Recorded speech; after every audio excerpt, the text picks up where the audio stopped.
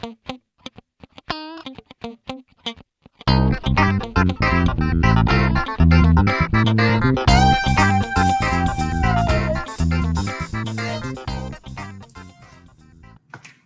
tal? Muy buenas tardes, les doy una cordial bienvenida de parte de Microiris Argentina. Hoy vamos a estar viendo la tercera parte del ciclo que denominamos Transmisión Sucesoria de las Empresas de Familia. Esta es la parte 3 y la última. Hoy vamos a ver herramientas que ofrece el derecho societario que permiten incorporar a las nuevas generaciones sin desproteger la empresa. Cláusulas limitativas a la libre transmisibilidad de las cuotas de la SRL y acciones de la SA, formas de composición del directorio, previsiones respecto de la incorporación de los hijos a la empresa familiar, los acuerdos parasociales, la reestructuración societaria de la empresa familiar y el protocolo familiar. Voy a admitir gente que están entrando todavía. Muy bien. Bueno, le doy una cordial bienvenida también a la profesora, a la disertante María Florencia Grifa. ¿Cómo está, Flor? Gracias, Irene. Buenas tardes. ¿Cómo estás? Muy bien, muy bien. Buenas tardes a todos también.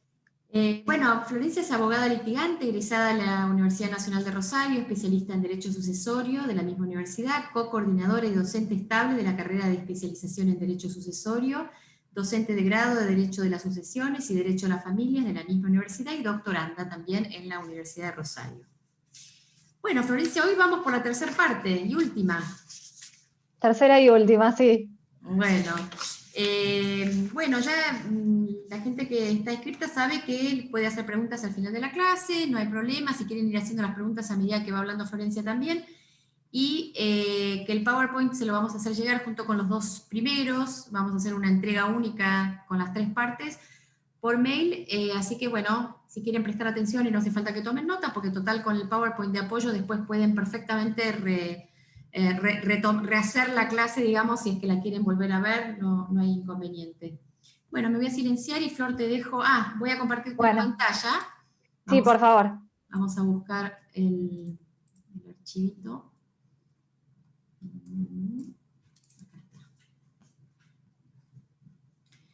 Y antes que me piden lo voy a poner en modo presentación. Ahí está, ahí entiendo que se ve bien, ¿no? ¿Me confirmás? Sí, bárbaro. Muy bien. Sí, perfecto. Muchas gracias, Irene. No, yo te voy avisando entonces. Perfecto. Bueno, muchas gracias a todos por participar nuevamente en esta última charla, donde vamos a tratar de hacer un cierre de todas las cuestiones que hemos visto y abordar un poco más en profundidad las herramientas que nos da el derecho societario para incorporar a las nuevas generaciones a las empresas de familia.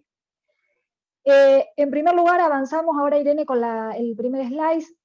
Las empresas de familia, como yo ya les había mencionado con anterioridad, generalmente son sociedades cerradas que se organizan bajo la forma de SRL, SA o sociedades anónimas simplificadas. Respecto de estas sociedades a las cuales recurren las empresas de familia justamente para limitar su responsabilidad, la regla es la libre transmisibilidad, ya sea de las cuotas o de las acciones. Ahí yo les indico los artículos en donde pueden encontrar esto, pero es una regla que no es imperativa, ¿sí? Y la ley permite afianzar el carácter personal de estas sociedades a través de la elaboración de cláusulas de preferencia conocidas como derecho de tanteo. Tengan en cuenta que si bien en la sociedad de familia es muy importante el carácter personal, la pertenencia a esa familia determinada, sin embargo no recurren a la hora de formar la sociedad a uno de los tipos sociales que tienen como característica esa personalidad de los socios, sino a las sociedades por lo general de capital, donde limitan la responsabilidad al aporte que hayan realizado.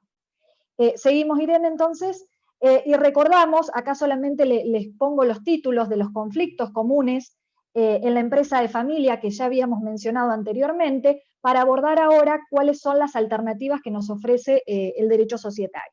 Uno de los conflictos que mencionábamos era la continuidad en el proceso generacional, el estancamiento de la evolución de la estructura organizativa inicial, conflictos no solo entre los miembros de la familia, sino también entre los miembros de la familia y los funcionarios que no son familiares, y la pérdida de competitividad. Entonces, ahora, para ver alguna de las alternativas, obviamente que no vamos a abarcar en esta tarde todas las que nos ofrece el derecho societario, encontramos, por ejemplo, las cláusulas limitativas a la libre transmisibilidad de las cuotas o acciones, cómo repercute y cómo es tratada la muerte del socio, en particular en las empresas de familia, pero vamos a ver en profundidad en cada uno de los tipos sociales que establece la Ley General de Sociedades, la composición del órgano de administración, los acuerdos parasociales como soluciones extraestatutarias, formas de reestructuración societaria de la empresa de familia y finalmente el protocolo familiar. ¿Qué es lo que habla la Ley General de Sociedades en cuanto a la libre transmisión? Si vemos en las SRL, se pueden establecer limitaciones a la libre transmisibilidad de las cuotas. En las SRL lo establecen los artículos 153 y 154. En la SA se admite vía estatutaria la incorporación de cláusulas que limiten la libre transmisibilidad de las acciones por actos entre vivos, siempre que ello no derive en una prohibición absoluta. Esto es justamente a los fines de que no se incorpore a la sociedad cualquier tercero que no pertenezca a esa familia empresaria. Y en las sociedades anónimas simplificadas, el instrumento constitutivo va a poder estipular la prohibición de la transferencia de acciones o de alguna de sus clases por un plazo que no puede exceder de 10 años, contados a partir de la emisión, puede ser prorrogado por periodos adicionales no mayores a 10 años, por decisión que debe ser favorable de la totalidad del capital social. Esto lo establece específicamente el artículo 48 de la ley que regula las AS.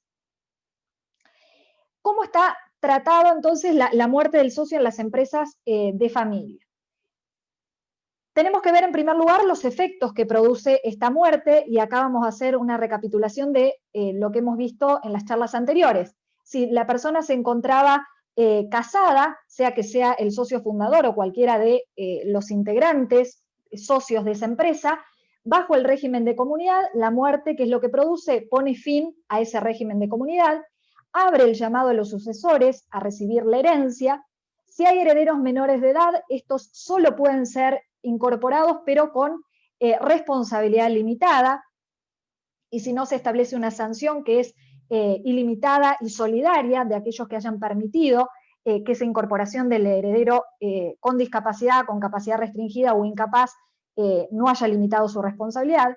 Puede producir la disolución o la resolución parcial de la sociedad según los tipos y las cláusulas contractuales. Entonces, en consecuencia, ¿qué es lo que podemos decir? Que cuando muere un socio debemos revisar, y también antes, si vamos a planificar, utilizando como instrumento el protocolo, hay que revisar el contrato social, la ley societaria en cuanto regula supletoriamente o trae normas imperativas vinculadas con esta cuestión, y el régimen de familia y sucesorio, que es lo que yo traté de abordar muy rápidamente y achicando los contenidos lo menor posible en estas 3 charlas. Seguimos. La incorporación de los hijos a la empresa. Yo acá hablo de fundador, hijos, nietos, es decir, los demás descendientes.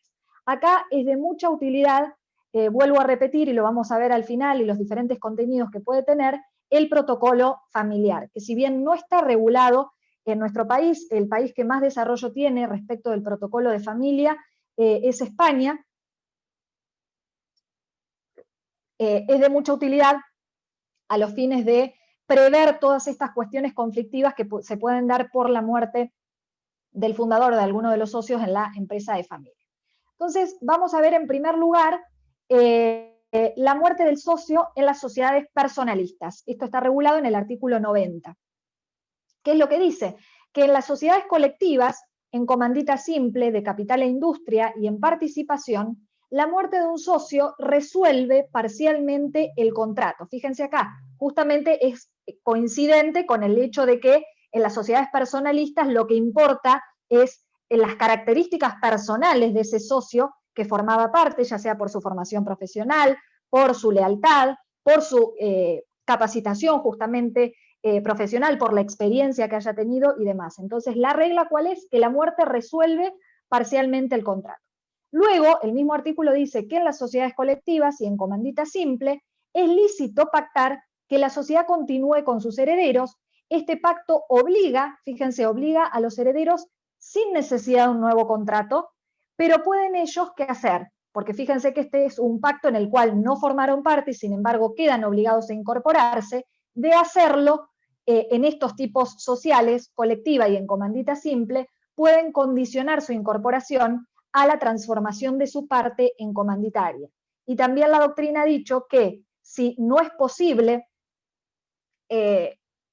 limitar de alguna forma esa responsabilidad, bueno, si están obligados por ese pacto a incorporarse, la otra alternativa es recurrir a alguno de los tipos sociales, es decir, transformar en esa sociedad en alguno de los tipos sociales que permiten limitar la responsabilidad del socio. Si analizamos entonces en concreto el artículo 90, seguimos, la regla general, como les mencionaba anteriormente, es la resolución parcial del contrato social. De esta forma se respeta el principio de conservación de la empresa, la sociedad no se extingue, sino que solo desaparece el vínculo del socio con la sociedad. Los herederos tienen derecho a percibir el valor de la parte del socio fallecido a valores reales, si no se quieren incorporar. Sin embargo, en ejercicio de la autonomía contractual, en dos tipos sociales, que eran los que les mencionaba con anterioridad, es lícito pactar que la sociedad continúe con los herederos. La Ley General de Sociedades, fíjense lo que les mencionaba recién, altera el principio general de que los contratos solo obligan a sus otorgantes y no producen efectos frente a terceros. Ahí les hago un llamado de atención y que ya se los mencioné, que es para evitar la extensión de la responsabilidad de estos tipos, el heredero puede limitarla al aporte realizado por el socio fallecido. Esto lo establece el 134 de la Ley General de Sociedades. ¿Qué pasa ahora con la muerte del socio en las sociedades de responsabilidad limitada? Este artículo es muy debatido en la doctrina societaria por la mala redacción que tiene, que es el 155, y acá hay que hacer una interpretación armónica, y yo les hago también, porque no comparto parte del texto que dice el artículo, porque no se condice con lo que regula el derecho sucesorio, y hay que ver dos situaciones diferentes. ¿Cuáles son? Que el contrato social haya previsto la incorporación de los herederos o que no lo haya previsto. Si el contrato social ha previsto la incorporación de los herederos a la SRL, el pacto que hace obliga a los socios y a los herederos. Si son legitimarios, acá disiento de lo que dice el artículo 155, porque dice que si son herederos forzosos deben obtener la declaratoria de herederos y mientras tanto va a intervenir en su representación el administrador que se designe en la sucesión. Acá yo se los modifico directamente y les pongo que en realidad si son herederos legitimarios, es decir, ascendientes, descendiente o cónyuge, tienen investidura de pleno derecho, es decir, el reconocimiento de su calidad de tal y por lo tanto pueden ingresar en la posición que tenía el causante en esa sociedad acreditando solamente el vínculo, ¿sí? Porque solamente van a necesitar la declaratoria de herederos cuando tengan que transferir bienes registrables. Me estoy refiriendo al 2337 solamente entonces a los que tienen investidura de pleno derecho. Después cuando lo tenga que aplicar en la práctica van a tener que ir a pelearse seguramente porque cada vez que digo esto me dicen no, pero la ley societaria dice otra cosa. Perfecto, pero no me puede venir a modificar algo que expresamente el reconocimiento de la calidad de heredero me lo da la norma civil y si son legitimarios pueden intervenir, como ya lo hemos visto y habrá quedado grabado en las charlas anteriores que di para Microjuris, que esa investidura, ese reconocimiento de la calidad de tal le permite al heredero forzoso hacer un montón de cosas, entre ellas, por ejemplo, entrar en la sociedad sin que sea necesaria la obtención de la declaratoria y mucho menos la designación de un administrador. Este acto va a implicar un acto de aceptación de la herencia por parte del heredero, de acuerdo al 2293. Las limitaciones a la transmisión de las cuotas son inoponibles a las sesiones que los herederos realicen dentro de los 3 meses, y ahí deben aplicar en concreto lo que dice el 155 en el segundo párrafo. Todo esto que analizamos es para el supuesto de que el contrato de la SRL prevea la incorporación de los herederos. Si el contrato no prevé la incorporación de los herederos, ¿qué es lo que ocurre? Los herederos del socio fallecido se van a incorporar por imperativo del derecho sucesorio. Y si existen cláusulas que limitan la libre transmisibilidad de las cuotas, van a tener que cumplir con el procedimiento previsto contractualmente para ceder esas cuotas si no desean estos herederos permanecer en la sociedad. Algo que también les quiero remarcar es que la SRL nació para dotar del atributo de limitación de responsabilidad a una relación personalista, pero van a ver ustedes que en la práctica la mayoría de las sociedades ahí le adelanté la respuesta, la mayoría de las sociedades de familia, en lugar de recurrir a la SRL, recurren a la sociedad anónima, en un alto porcentaje. ¿Qué ocurre con la muerte en las sociedades anónimas y las SAS? ¿Podemos personalizar a una sociedad de capital, incluyendo cláusulas que prevean la situación societaria luego de la muerte de un socio, teniendo en cuenta que el carácter personal de la sociedad de familia no surge del tipo adoptado, sino de una estructura personal interna? ¿Puede el heredero del socio imponer su presencia en una SA contra la voluntad de los demás accionistas?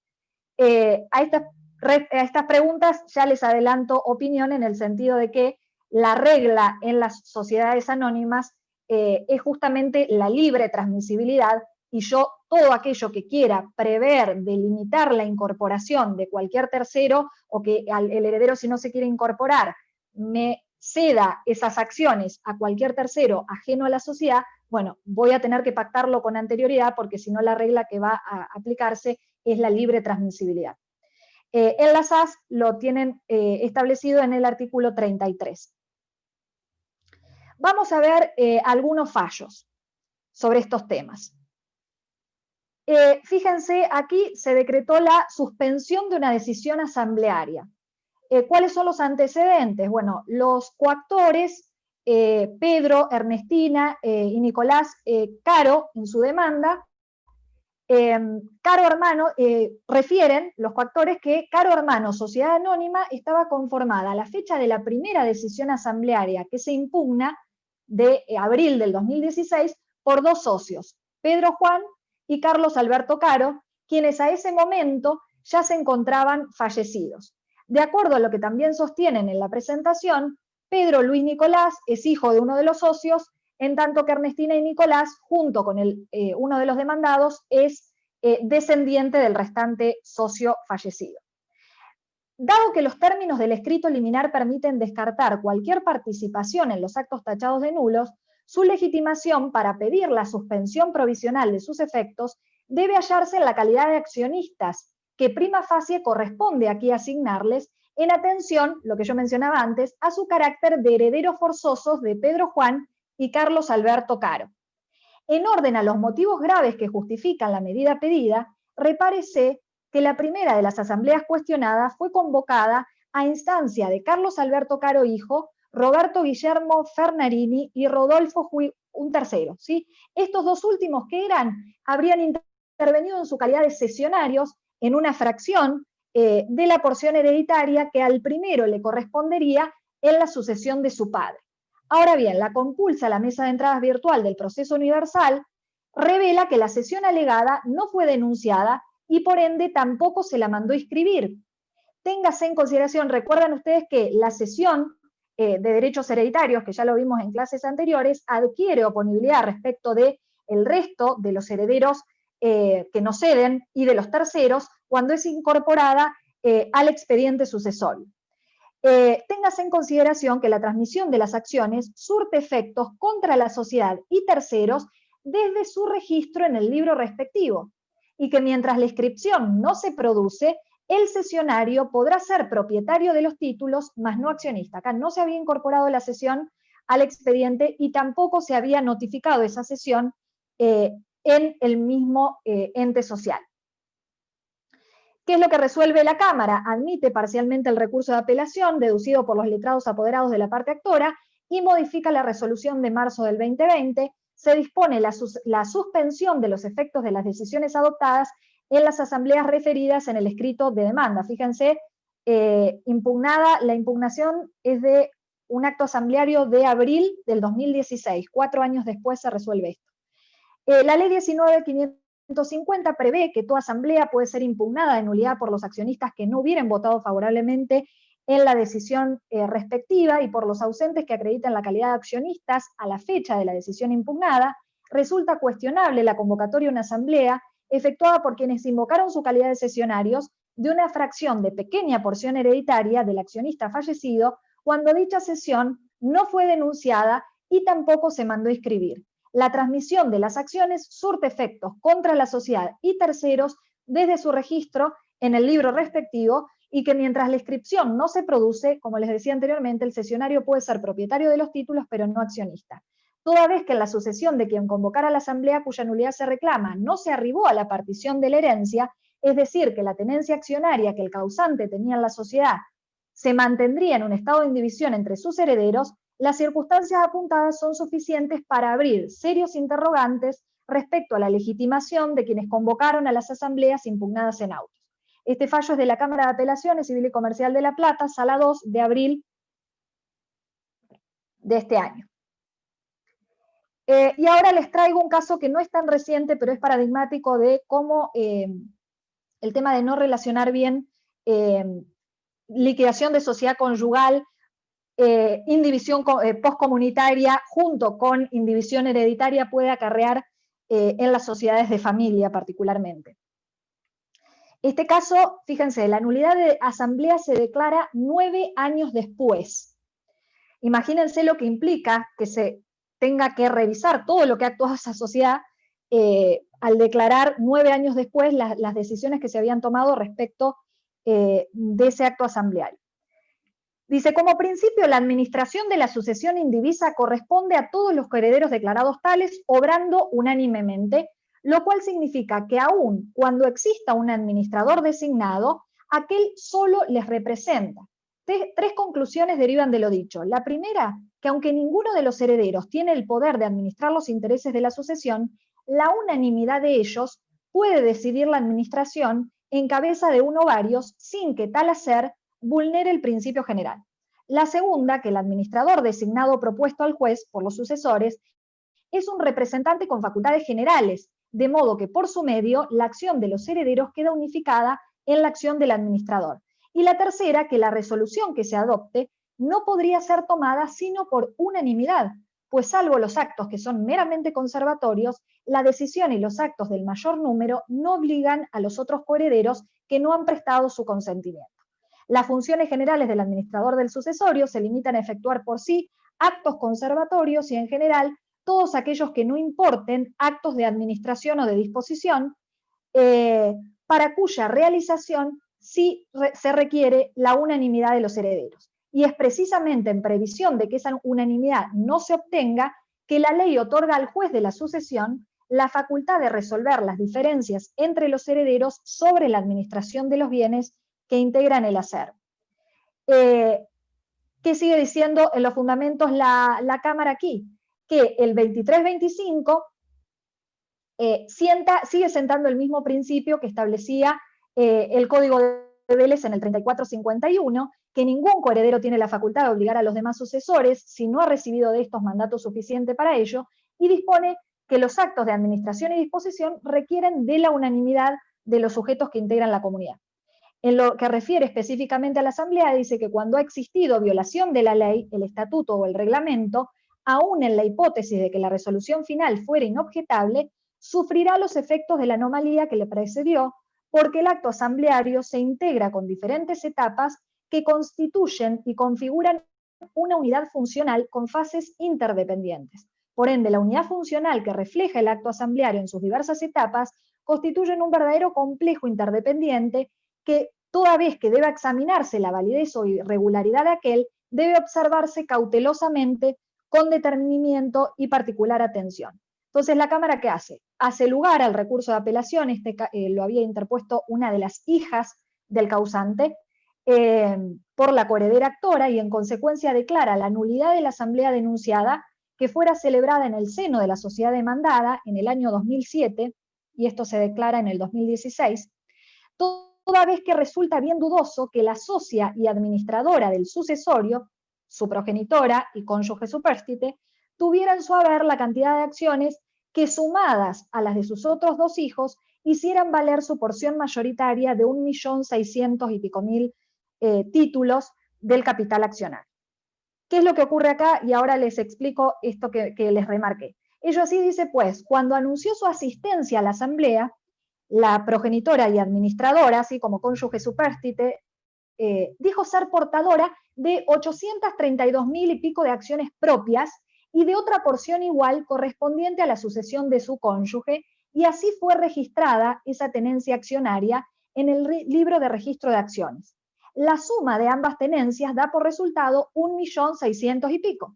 Empero, dado que en vida el causante tenía 1.600.000 acciones y que esos títulos son bienes gananciales, resulta que solo la mitad de esos títulos habría sido transmitida a los sucesores como en partes iguales, porque el cónyuge supérstite retira ese mismo porcentaje de acciones como socio de la sociedad conyugal disuelta por la muerte, pero en el momento en que se realizó este acto asambleario, ella no tenía esas acciones propias porque la sucesión estaba subsistente en la indivisión postcomunitaria y la indivisión hereditaria, es decir, no se le habían adjudicado a ella en carácter de disolución de la sociedad conyugal disuelta por la muerte esas acciones por división de esa sociedad conyugal.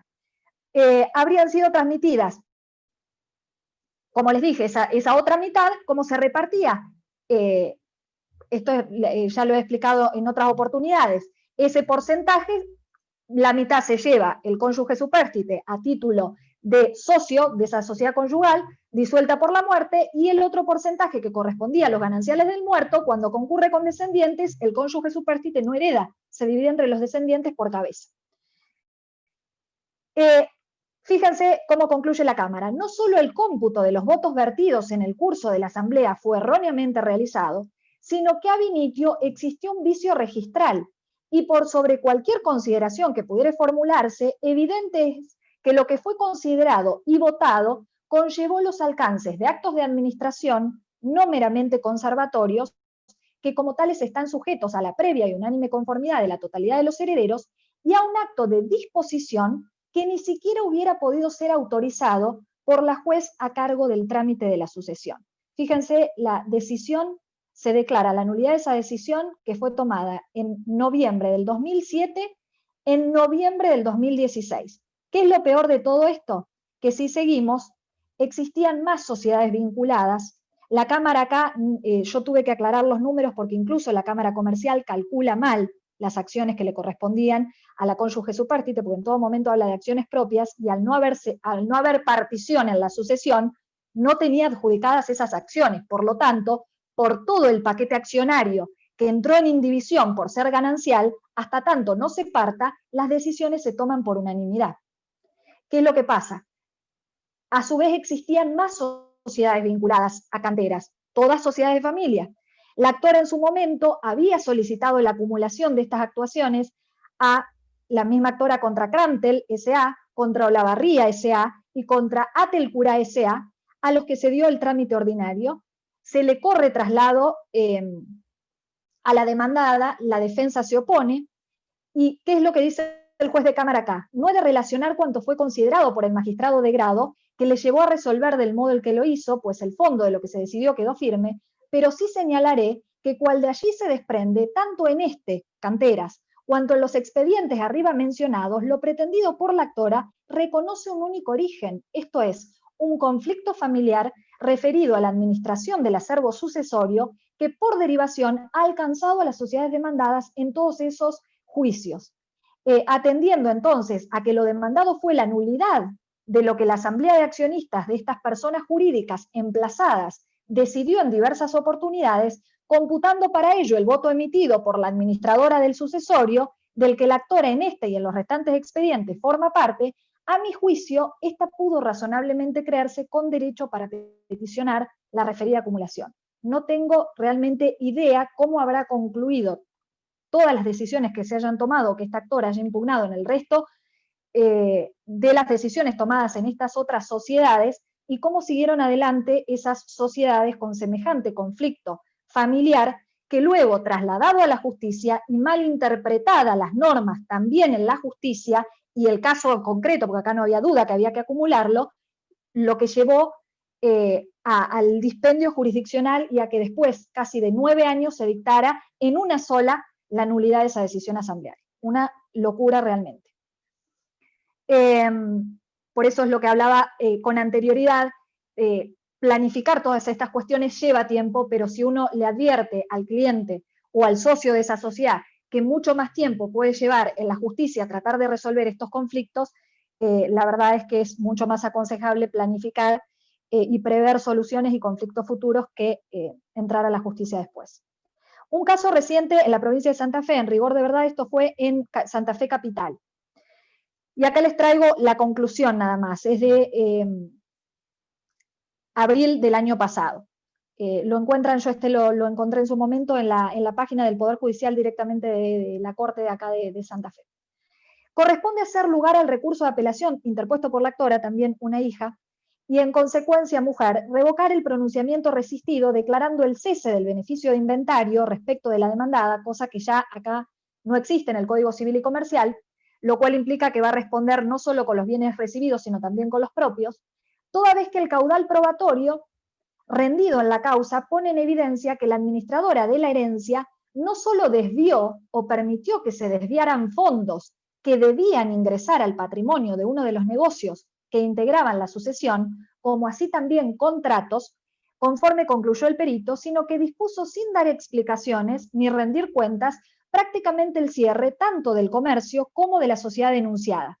Es que en ausencia de una versión explicativa por la interesada, no pueden interpretarse de otro modo actos tan significativos como dar de baja la inscripción de ambos emprendimientos ante la AFIP y cerrar todas las cuentas bancarias que poseen, y como contrapartida las probanzas de autos contienen suficientes indicios serios y concurrentes que permiten inferir que se llevaron a cabo actos tendientes a situar a la nueva sociedad en el lugar que ocupaban las empresas del causante en el mercado. Es decir, cierran las empresas que tenía el causante con los contratos que tenía y constituye su hijo, el hijo de la administradora y hermano de la actora en el caso, otra sociedad a la cual trasladan todos los contratos y toda la clientela y tratan de posicionarla en la misma posición que tenía la empresa del causante. Realmente muy burdo, pero se tuvo que demandar y también con relación al heredero no se solicitó y por lo tanto no se le extendió la responsabilidad, la pérdida del beneficio de inventario, lo que debería haberse solicitado también. ¿Cómo debe componerse el órgano de administración? ¿Qué es lo que ocurre? Que en la empresa de familia suele confundirse la condición de propietarios con la competencia para dirigir la empresa. Entonces, tras la ausencia del líder, ¿qué es lo aconsejable? Incorporar al directorio a terceros expertos que sean objetivos y profesionales, que compartan en minoría esta función con los miembros de la familia. De este modo existirá una estructura profesional de apoyo a la organización que purgue las posibles rivalidades entre los parientes. La distribución de cargos y la clara justificación y asignación de los roles dentro de la empresa es uno de los mayores desafíos que plantea la empresa de familia y una de las claves de su éxito y permanencia. Y no se garantiza esto con una composición puramente familiar de su órgano de administración. Entonces, en ocasiones resulta aconsejable que se integre en una minoría con un tercero experto y el resto de ese directorio o gerencia con accionistas o socios miembros de la familia. Acá les traigo una noticia y una resolución de la IGJ con perspectiva de género, que es que el 50% del directorio deberá estar integrado por mujeres. Si bien no es tan amplia la decisión, a futuro se va a ir ampliando y la verdad que es una muy buena resolución. Las sociedades y asociaciones que se inscriban en la IGJ deberán incluir en su órgano de administración una composición que respete la diversidad de género, es decir, la misma cantidad de miembros femeninos que de masculinos. La resolución es la 34 del 2020, dice que las asociaciones civiles en proceso de constitución, las simples asociaciones que soliciten su inscripción al registro voluntario, las sociedades anónimas con algunas excepciones, las fundaciones con un consejo de administración de integración temporaria y electiva, y las sociedades del Estado deberán tener un directorio con estas características. Y entre las justificaciones de la resolución, la IGJ menciona que el derecho a la igualdad y el ejercicio de sus derechos en forma igualitaria y sin discriminación por género, sexo, orientación sexual, identidad y expresión de género, ni por otras condiciones subjetivas, constituyen principios jurídicos universales. Seguimos ahora con los acuerdos parasociales. Estos acuerdos, ¿cuál es la naturaleza de estos contratos? Son contratos plurilaterales de organización accesorios al contrato social. Hay diferentes clases, les menciono algunas nada más, de bloqueo, de voto o de defensa.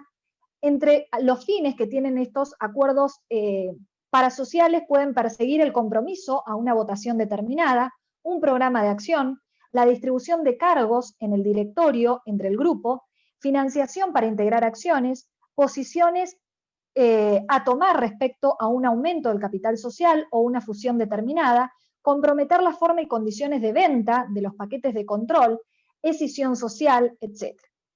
Con relación al plazo, bueno, los derechos inherentes a la condición de socio comprometidos en el acuerdo parasocial nunca van a poder ser renunciados de por vida, y esto hay que tenerlo en cuenta. Y en cuanto a la oponibilidad, ¿qué es lo que ocurre?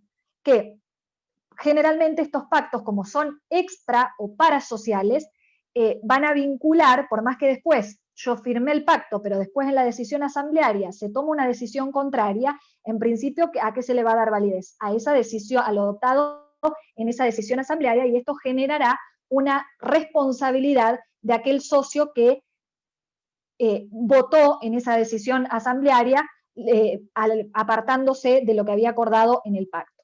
Ahora, si el pacto fue firmado por todos los socios y notificado debidamente a la sociedad, no pueden luego los firmantes apartarse de lo convenido, y allí debería respetarse ese acuerdo en la decisión que se tome en la asamblea. ¿Por qué? Porque si no iría contra los actos propios. Acá les hago un resumen que en una sociedad cerrada de familia, estos contratos parasociales permiten la cohesión de las distintas ramas de la familia que pueden tener intereses diferentes, sobre todo cuando el fundador ya se apartó de la gestión y el número de miembros de la familia en la empresa es elevado y no todos los socios evidencian una voluntad de participar en el gobierno de esa sociedad. También vamos a analizar algunos instrumentos de reestructuración de la empresa familiar, que prevé justamente la Ley General de Sociedades. En primer lugar, la transformación, que es lo que permite reorganizar la empresa como consecuencia de la evolución de su actividad y de sus negocios. Algunos de los motivos que podemos mencionar son la modificación del plantel de socios, que obliga a adoptar otra forma jurídica, ya sea porque no se adapta a las exigencias del tipo, por ejemplo, se supera el número de socios de 50 que admite la SRL, o porque se pierde una categoría de socios en los tipos societarios donde existen dos. Otros motivos pueden encontrarse en la necesidad de limitar la responsabilidad de los socios o de dar respuesta a nuevas exigencias, ya sean económicas, tecnológicas o de financiamiento. Los requisitos legales, ¿cuáles son? La presentación de un balance especial para realizar la transformación, resolución social aprobatoria, instrumentación del acuerdo de transformación, publicidad, inscripción del acuerdo y asentimiento conyugal en los casos previstos por el Código Civil. Recuerden lo que vimos en charlas anteriores, que para todo esto se requiere fusión, transformación, escisión, el asentimiento conyugal. En cuanto a la fusión, les menciono algunas de las causas que menciona Manóvil. Como causas subjetivas puede ser la edad avanzada del fundador y pérdida de la voluntad de trabajo sin haber organizado la sucesión empresaria, o falta de descendencia, ruptura de relaciones familiares, ambición de poder o búsqueda de prestigio, y como razones objetivas, de productividad y aplicación de innovaciones tecnológicas, inversión en investigación y desarrollo, abastecimiento, coyunturas del mercado, condiciones de acceso al mismo, relaciones de colaboración que derivan en relaciones de dominación, modificaciones a las modalidades de comercialización, política crediticia de los bancos y acceso al mercado de capitales, mejor aprovechamiento de los medios de autofinanciación. Por lo general las empresas de familia se autofinancian o como muchos suelen recurrir a financiación de los bancos, pero no más allá. Debilidad de las empresas independientes, política fiscal, cuestiones tributarias, competitividad internacional, necesidades internas de redimensionamiento de la empresa. Y por último, la escisión. Este instrumento sirve para sortear los conflictos entre miembros de la familia propietaria, el impacto del divorcio o la muerte de un socio en la empresa de familia y la incorporación a la misma de cónyuges o herederos que no son bienvenidos. la sociedad no se disuelve, sino que destina parte de su patrimonio a fusionarse con otra sociedad o a participar con ella en la creación de una nueva, o bien destina parte de su patrimonio para constituir una o varias sociedades nuevas. Hay que tener cuidado acá, ¿por qué? Porque debe encararse esta decisión prolijamente, porque de lo contrario puede acarrear nuevos conflictos judiciales motivados en conductas desleales, conflictos marcarios o derivados de la disolución de la sociedad conyugal o afectación de la legítima hereditaria, reapareciendo los costos y los riesgos para la continuidad de la empresa de familia. También hay que mencionar como otro instrumento a la empresa de familia organizada bajo la estructura grupal. ¿Y cómo es esto? Cuando yo organizo la empresa bajo la estructura de grupo, se produce una ruptura entre el objeto social, que sigue cumpliéndose a través de la actividad de cada componente, y la gestión, que se va a unificar en la sociedad que es cabeza del grupo. Esto permite dividir la actividad económica de la empresa de familia en tantas sociedades como intereses familiares particulares existan, sin perder la unidad de la empresa, que el nombre familiar y la trayectoria sostenida por varias generaciones contribuyen a valorizar. Y finalmente vamos a abordar el protocolo de familia o protocolo familiar. Les traigo acá un concepto de Quijano González, que dice que es un acuerdo marco de naturaleza jurídica compleja, firmado entre familiares socios de una empresa, actuales o previsibles en el futuro, con la finalidad de regular la organización y gestión de la misma, así como las relaciones económicas y profesionales entre la familia, la propiedad y la empresa, para dar continuidad a esta de manera eficaz y con éxito a través de las siguientes generaciones familiares. ¿Cuáles son los contenidos más habituales de los protocolos de familia? Los he dividido por temas, relacionados primero con la propiedad de la empresa, ¿sí? Este protocolo es el lugar adecuado para proceder a la fijación y distribución del capital entre los miembros de la familia, que luego se va a materializar en los correspondientes instrumentos. Puede ser que coincida la constitución de la empresa de familia con la elaboración del protocolo o que no lo haga, ¿sí? Y la empresa ya existe y por efecto del protocolo va a resultar modificada. Ejemplo de lo primero puede ser una empresa constituida por un matrimonio y sus hijos. Acá es más fácil porque se fija desde el inicio el capital inicial y se atribuyen las partes en función de lo acordado. Y si la empresa ya existe y es modificada por efecto justamente del protocolo, puede ser un ejemplo que menciono, es la empresa individual del padre que se transforma para dar entrada en la propiedad al cónyuge y a los hijos. Acá la evaluación es más compleja porque hay que evaluar el patrimonio acumulado. El cálculo también requiere el cálculo de aportaciones de los nuevos socios y el valor nominal de las participaciones.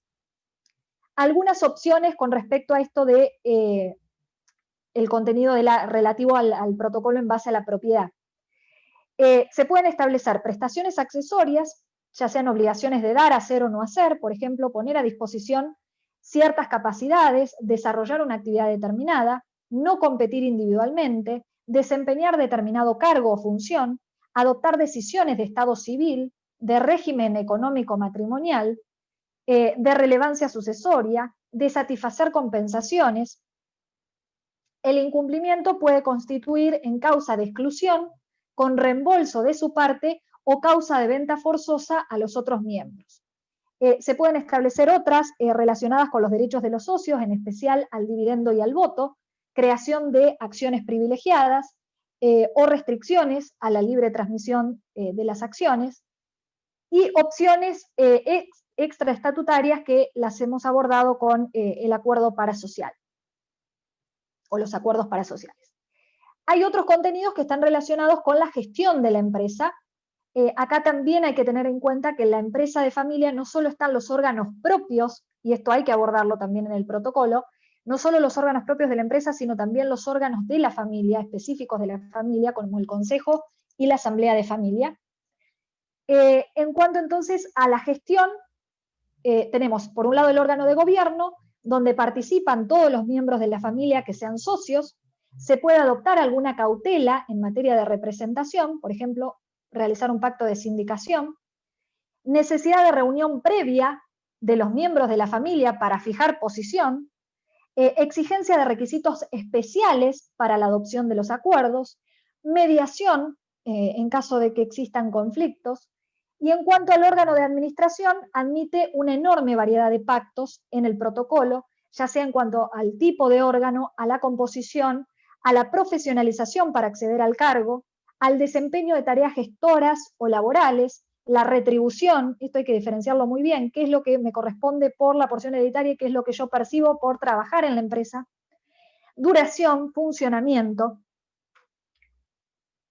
y relacionados con la familia empresaria, relativos a justamente el régimen económico matrimonial, del cual van a optar, pactos en uniones convivenciales, sucesión hereditaria en la titularidad de esa empresa de familia y situaciones especiales en esa empresa de familia. Tengan en cuenta que esto no es que yo armo un protocolo para una empresa y esto me va a servir para la otra, porque la particularidad de esa familia hay que abordarla justamente con los instrumentos que correspondan a esa familia. No lo voy a poder trasladar inmediatamente a otra empresa similar. Atención, les pongo acá, porque esta parte del contenido del protocolo necesita de forma especial para su ejecución la instrumentación de los documentos complementarios. Como yo les decía, el protocolo es un instrumento marco. Yo voy a necesitar los documentos complementarios de valor jurídico específico o la celebración o formalización de los negocios correspondientes, que es lo que vine hablando en las clases, de las charlas anteriores, digo, como si fueran alumnos de grado de la carrera.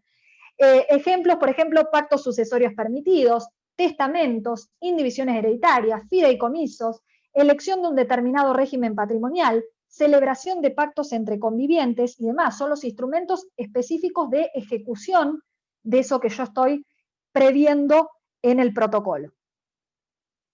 Y para concluir, es recomendable que desde el inicio, esto también lo menciona Quijano González, que ha estudiado muchísimo el tema en España, es recomendable que desde el inicio del proceso de elaboración se cuente con el asesoramiento de expertos, tanto conocedores de técnicas de mediación y aproximación de posiciones, que ayuden al diálogo y a la formación de los acuerdos, como especialistas en los aspectos jurídicos y económicos, que valoren opciones, ofrezcan alternativas, informen sobre legalidad y viabilidad y redacten los acuerdos.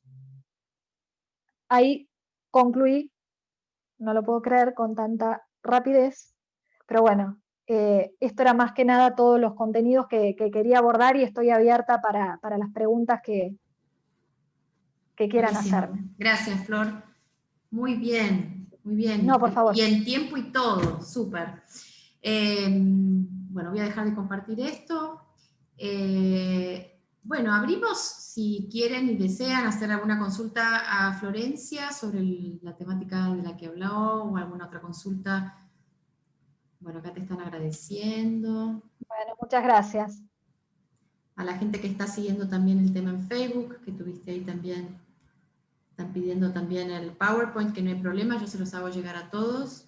El PowerPoint, los PowerPoint son bárbaros porque son un material de consulta genial para estos temas que has estado dando, son muy completos, incluso, bueno, con los antecedentes jurisprudenciales y todo, así que basta de... Sí, cualquier cosa, el que no le llegue el material, me lo solicitan al correo electrónico, no tengo problema de facilitarlo, porque son cuestiones tan complejas que por ahí cuando uno lo tiene que abordar, tiene que recurrir nuevamente al material. Claro. Y aparte hay mucho fallo nuevo y reciente sobre todos estos temas. Seguro. Bueno, siguen agradeciendo, pero preguntas por lo visto bueno.